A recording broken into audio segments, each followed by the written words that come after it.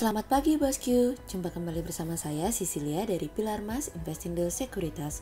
Touch your heart, touch your profit. Nah, seperti biasa kita akan mulai saja nih market review kita hari ini, Selasa 22 Maret 2022 dengan episode Inflasi Makan Hati. Maka dari itu jangan kemana-mana ya bosku, tetap di channel Pilar Mas Investindo Sekuritas. Touch your heart, touch your profit. Pionir Sekuritas Channel di Indonesia.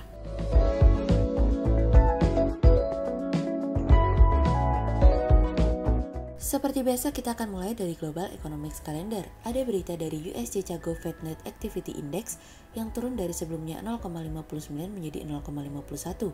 Kemudian ada dari China One Year Loan Prime Rate yang tidak berubah di 3,70%, sementara 5 Year tidak berubah di 4,60%.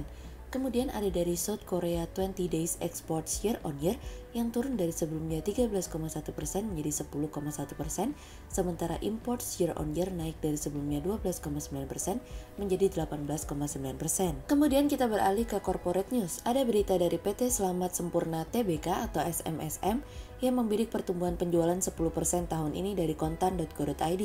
Kemudian ada dari PT Sariguna Primatirta Tbk atau Clio yang terus berekspansi dengan rencana menambah 3 pabrik baru di tahun ini dari kontan.co.id.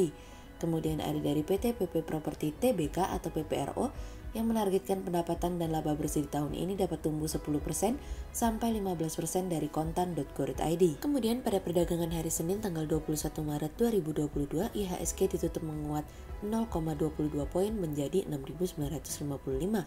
Sektor transportation and logistik, teknologi industrial, properties and real estate, healthcare, consumer cyclicals, energi bergerak positif dan mendominasi kenaikan IHSG kali ini. Investor asing di seluruh pasar membukukan penjualan bersih sebesar 567,9 miliar rupiah. Kemudian kita akan masuk ke market review kita hari ini. Cerita hari ini akan kita awali dari Powell versus inflasi. Pada pertemuan Powell dengan National Association for Business Economics kemarin, Powell mengatakan bahwa dirinya sudah jauh lebih siap untuk menaikkan tingkat suku bunga 50 BPS pada pertemuan berikutnya apabila diperlukan. Para pembuat kebijakan sebelumnya, kalau kita ingat pada minggu lalu sudah menaikkan tingkat suku bunganya sebanyak 25 BPS, yang dimana mereka mengakhiri penantian akan tingkat suku bunga rendah selama hampir 2 tahun. Powell juga tidak hanya menaikkan tingkat suku bunga saja. Kemarin Powell mengatakan bahwa dirinya siap untuk menaikkan tingkat suku bunga sebanyak 6 kali pada tahun ini, dan kenaikan berikutnya akan terjadi pada pertemuan The Fed pada tanggal 3 hingga 4 Mei. Powell dan teman-temannya sepakat untuk lebih agresif lagi untuk menaikkan tingkat suku bunganya lebih dari 25 BPS pada pertemuan bulan Mei mendatang karena Powell ingin secepatnya inflasi bisa dikendalikan. Bahkan Powell mengatakan bahwa tidak ada yang dapat mencegah kita untuk menaikkan tingkat suku bunga sebanyak 50 BPS. Namun sebagai catatan, Powell menambahkan tentu saja berdasarkan data ekonomi yang masuk nanti, tetap akan menjadi dasar bagaimana The Fed akan mengambil keputusan seberapa besar tingkat suku bunga akan dinaikkan. Powell menunjukkan selama inflasi terus bergerak hilang kendali, The Fed juga akan melakukan pengetatan tingkat suku bunga yang lebih agresif, dan pasar ternyata menyambut hal tersebut dengan gembira karena seorang pemimpin bank sentral terbesar di dunia menunjukkan sikap dan ketegasan sebagai seorang pemimpin. Sosok Powell pada hari Senin kemarin telah mendorong imbal hasil US Treasury mengalami kenaikan lebih tinggi karena spekulasi mulai bergerak di mana para pelaku pasar dan investor yakin bahwa The Fed akan menaikkan tingkat suku bunga sebanyak 50 BPS pada pertemuan bulan Mei. Kami melihat bahwa The Fed berusaha mengimbangi kecepatan inflasi saat ini agar tidak ketinggalan kereta, karena jangan sampai The Fed terlihat lamban dalam menangani inflasi. Powell juga mengingatkan kepada kita semua bahwa invasi Rusia ke Ukraina telah memberikan kekuatan bagi inflasi untuk naik lebih cepat karena telah mendorong harga makanan, energi, dan komoditas lainnya bergerak mengalami kenaikan. Dan invasi dilakukan di tengah inflasi dunia sedang berada dalam posisi tinggi, khususnya Amerika. Sejauh ini, resiko terus mengalami peningkatan, khususnya ekspektasi secara jangka panjang, yang dimana akan mendorong The Fed akan bertindak lebih jauh menurut kami. Risiko yang mengalami kenaikan inilah yang akan memberikan dampak yang lebih besar terhadap perekonomian secara jangka pendek karena biaya konsumsi mengalami peningkatan yang diikuti dengan meningkatnya ketidakpastian. Terkait dengan kapan pengurangan neraca sebesar 8,9 triliun dolar dilakukan, sejauh ini diskusi masih terus dilakukan dan tidak menutup kemungkinan neraca akan segera dikurangi pada pertemuan berikutnya di bulan Mei.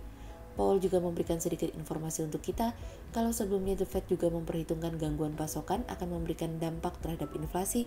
Kali ini The Fed hanya akan terfokus kepada kemajuan yang aktual untuk memberikan panduan terhadap The Fed dalam membuat keputusan tingkat suku bunga dalam menangani inflasi. Dan Powell yakin bahwa pendaratan yang lembut atau soft landing akan tetap dapat tercapai, apalagi semua pemangku kepentingan sudah sepakat bahwa inflasi harus dikendalikan. Hal ini yang kami melihat membuat langkah Powell semakin ringan dalam membuat keputusan, sekalipun keputusan The Fed tetaplah independen. Optimisnya Powell memberikan sebuah gambaran, tatkala ketika tingkat suku bunga premi antara The Fed dan Bank Indonesia semakin mengecil, apakah Bank Indonesia masih akan menahan tingkat suku bunga? Biarlah waktu yang akan menjawabnya. Kemudian cerita selanjutnya datang dari inflasi makan hati. Tak cukup kenaikan harga komoditas imbas perang, namun rencana kenaikan harga PPN menjadi 11% yang akan diterapkan pada 1 April 2022 dinilai dapat mengerek naik tingkat inflasi dalam negeri, yang pada akhirnya dirasakan langsung dampaknya di masyarakat, mulai dari tergerusnya nilai mata uang hingga menekan daya beli.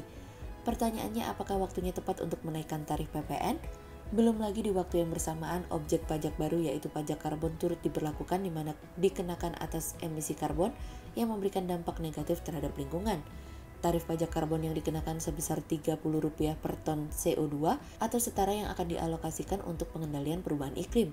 Pajak karbon ini akan dikenakan pada saat pembelian barang yang mengandung karbon dan sebagai tahap awal akan dikenakan pada sektor usaha pembangkit listrik tenaga uap atau PLTU. Di tengah gejolak harga komoditas, kami menilai waktunya memang belum tepat untuk menaikkan tarif pajak, baik PPN maupun pajak karbon. Hal ini bukan hanya membebani masyarakat, tapi juga para pelaku usaha yang kemungkinan besar dalam masa pemulihan aktivitas bisnis dan neraca keuangan pasca pandemi. Intervensi pemerintah dan kejadian luar biasa seperti krisis energi dan konflik Rusia-Ukraina mempercepat laju pemulihan ekonomi dalam negeri. Hal tersebut membuat target konsolidasi fiskal 2023, yakni defisit anggaran maksimal sebesar 3% pada 2023, berpotensi tercapai mengingat pada tahun 2021, defisit anggaran sudah bisa ditekan hingga di bawah 5%. Tentu saja, dibutuhkan strategi fiskal dalam hal ini.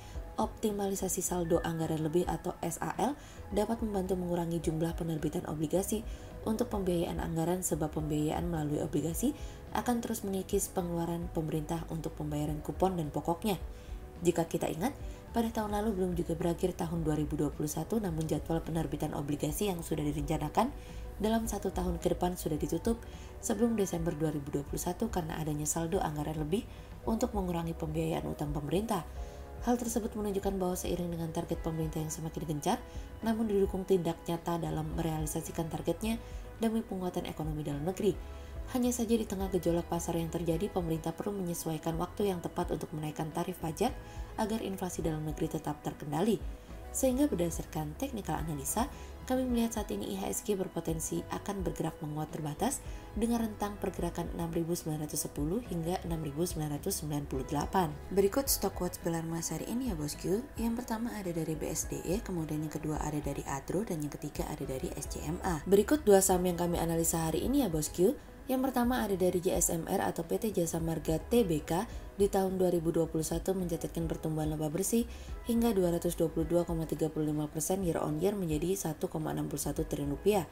Sepanjang tahun 2021, perusahaan mencatatkan kinerja keuangan yang signifikan.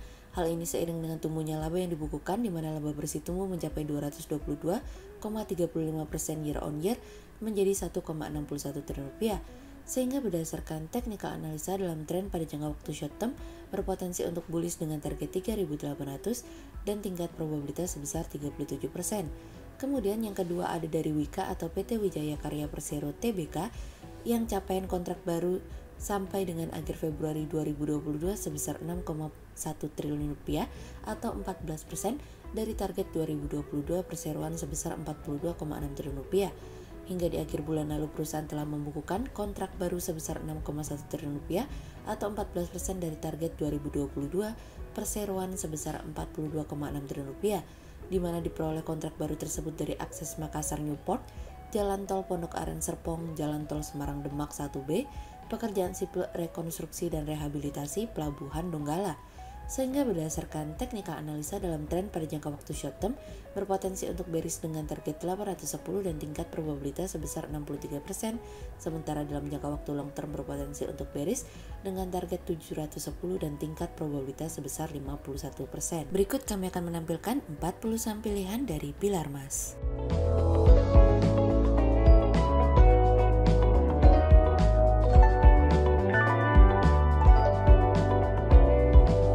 Sekian untuk review market kita kali ini ya bosku.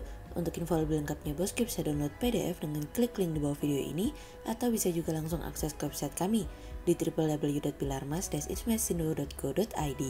Dan jangan lupa untuk selalu jaga kesehatan buat para bosku ya.